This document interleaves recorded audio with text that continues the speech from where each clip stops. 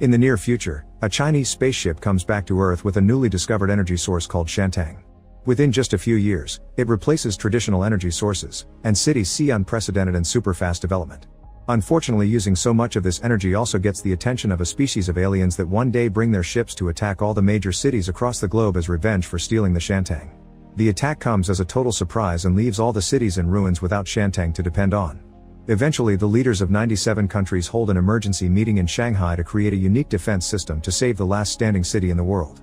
Using a simulation that plays the aliens sending their flying robots for another attack, the Grey Eagle team, formed by Zhang, Zhengyu, Yi, and Pan, controls the latest models of military drones to engage the robots in battle. Their teamwork is excellent because they each have skills that complement each other, and they were trained by Commander Lin Lan herself.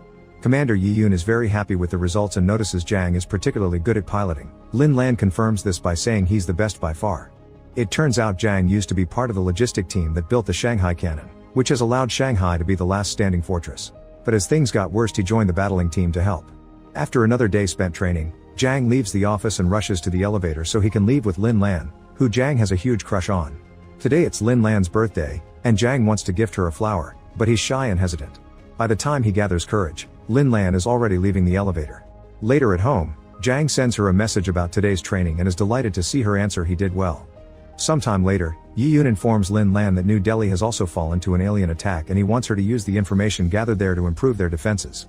Suddenly Code Red is announced in the fortress. It turns out an alien mothership has appeared above Shanghai. People begin panicking all over the city, but soon the soldiers guide them to the corresponding shelters before joining their teams at the fortress. Among their many defenses, the city has a special force field that stops the laser beam the mothership opens its attack with. However, the force field can't stand up for long, and when the beam manages to make a hole, the aliens send an army of robots through it before the engineers fix it.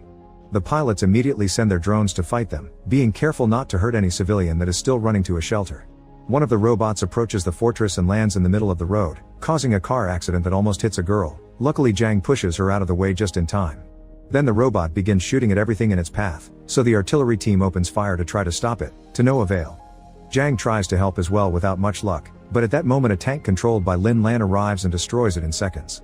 The drones finish taking down the rest of the robots just in time for the engineers to finish fixing the force field, thus the mothership leaves the area for now. Later, the science division informed the committee that they scanned the mothership during the fight and discovered a weak point in it. The committee wants to use the Shanghai cannon to hit it, but Yi Yun doesn't let them because a counterattack could put people's lives at risk.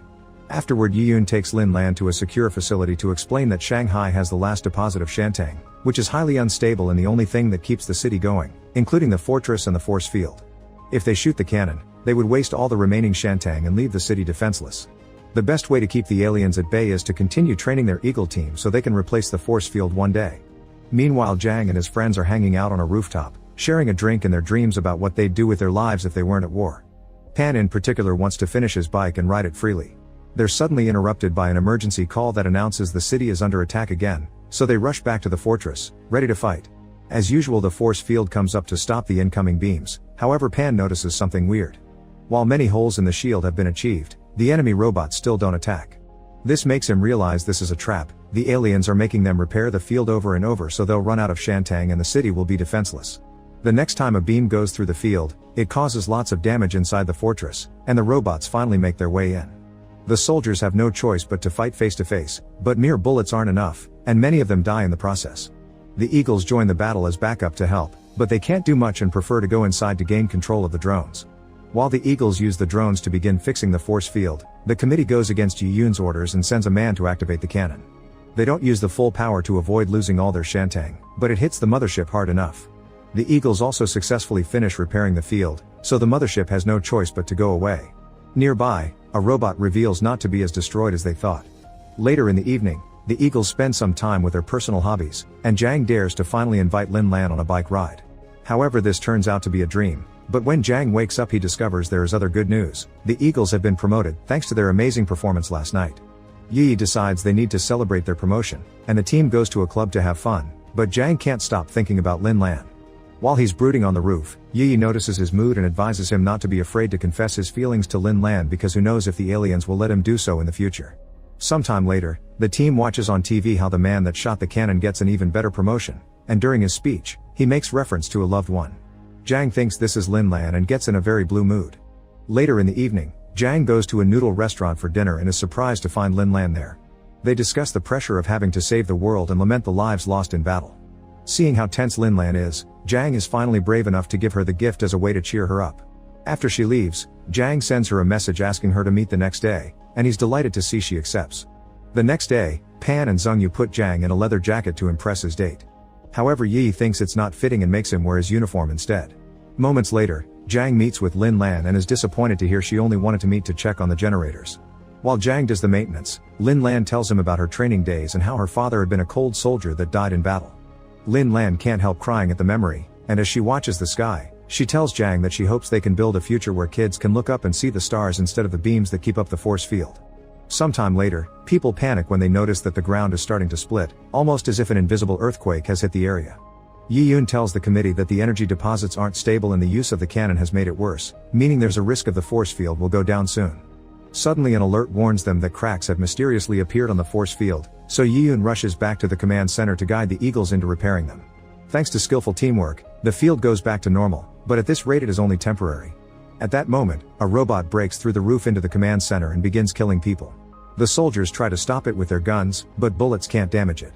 Pan tries hitting it with a fire extinguisher, but it doesn't do anything either, and the robot doesn't hesitate to hit Pan in return before dragging him to the force field panel to disable it. With his dying breath, Pan activates the self-destruct sequence, and Jiang and Zhengyu have to drag a crying Yi out before the room explodes. With the robot destroyed, the force field goes back up immediately. In the evening, the team takes a moment to mourn Pan and the other casualties with the respect they deserve, and Yi is given Pan's tags. When they return to their dorms, Jiang gives Yi Pan's bike key because he had always wanted her to have it. Sometime later, the committee discusses the option of giving up on Shanghai, but Yi Yun refuses and reveals he's made a battle plan for their last chance. The idea is to shut down the force field and direct all that power to the cannon so that it'll be strong enough to actually destroy the mothership. The Eagles will have to be the defense instead of the shield, and the team accepts the mission even if it's incredibly dangerous. Yi Yun also asks Lin Lan to stay in the Shantang room and stand on guard. All civilians are sent away to shelters until the streets are completely empty. This will allow soldiers to fight more freely and have tanks on every corner. Before they join the fight, each soldier leaves an item inside a box that will last 100 years in case the city falls to ruins too. Zhengyu leaves a letter for his parents, and Yi leaves Pan's keys. Jiang chooses his phone, but first he sends a message to Lin Lan confessing his feelings. Unfortunately, because of the current power problems, it isn't sent. This time the Eagles will have to fly actual planes instead of controlling the drones. As soon as the force field is shut down, the alien robots descend and start a fierce fight in the sky. The Eagles coordinate their skills in the air together with an army of drones, but unfortunately it isn't enough and a few robots fly past them to attack the command center. With encouraging last words for his team, Yi Yun dies when the room explodes. Next, the robots begin making their way to the Shantang facility, so the Eagles and the tanks rush to try to stop them.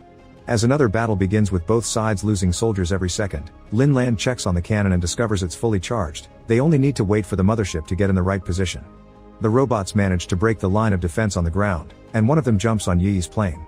Jiang asks her to do a flip and flies closer to hit the robot with his own plane, effectively destroying the enemy but also catching his own wing on fire. Jiang has no choice but to evacuate in the emergency pod, which lands right in the middle of the battle. He immediately joins the fight with his guns, shooting at the robots as close as possible, and when a robot is about to kill him, Yi shows up and shoots it with her plane. Then she joins the fight on foot as well, determined to get revenge for Pan. Meanwhile, Zhengyu flies toward the mothership to try to make it move toward the cannon. There are too many robots surrounding him though, so he needs backup. Yi rushes back to the command center and while thinking about Pan, she activates a special grenade that takes out a good amount of robots, sacrificing herself in the process. While Jiang rejoins Zhengyu in the air by using Yi's plane, the mothership finally moves. The cannon is immediately shot, causing a huge explosion that also damages the surrounding buildings. When the air clears, everyone is shocked to discover the attack has failed because the robots took the shot to defend the mothership. With almost no hope left, Lin Lan remembers why Yi Yun left her there. The cannon was shot with the energy from the force field, but as a last resort, they can shoot one more time with the remaining Shantang energy. This will leave the city powerless and cause the land to sink. Accepting the risks, the cannon begins recharging while Zhengyu and Jiang continue to protect it. A robot manages to sneak inside the Shantang facility and begins killing every person in its way, but at that moment, Lin Lan pulls the lever and activates the last resort. All the buildings and the land begin sinking, bringing down the robot with them, and Lin Lan offers a heartfelt speech before dying that makes Jiang cry. To make matters worse, the soldiers discover that the cannon's guidance system was damaged during the sinking. Jiang tells them to open the infrared guidance device and lock it in his position so he can guide the cannon. and Zhengyu flies ahead to clean the way. The robots take the bait and go after him, and Zhengyu self-destructs to bring them down with him. Now that the mothership has no protection, Zhang flies right into it to serve as a guide and the cannon shoots its last charge, finally destroying the ship for good. As days pass, Shanghai is slowly rebuilt with the effort of traditional technology instead of Shantang. It's then revealed that Zhen has survived by ejecting the pod right before the cannon hit, and now he's been given the highest promotion. However, he still misses his team terribly and likes to revisit the places where they used to hang out. One evening he visits the noodle restaurant, and a coworker brings him the box where he left his phone. When Zhang checks it, he's discovered that his confession had been sent and Lin Lan only replied received. With tears in his eyes, Zhang sends her one last message, telling her to sleep well. Then a flashback reveals that when Zhang chose to join the army, he had Lin Lan's guidance on how to fill in the form. He fell in love with her that day and that's why he chose the fortress as his destination.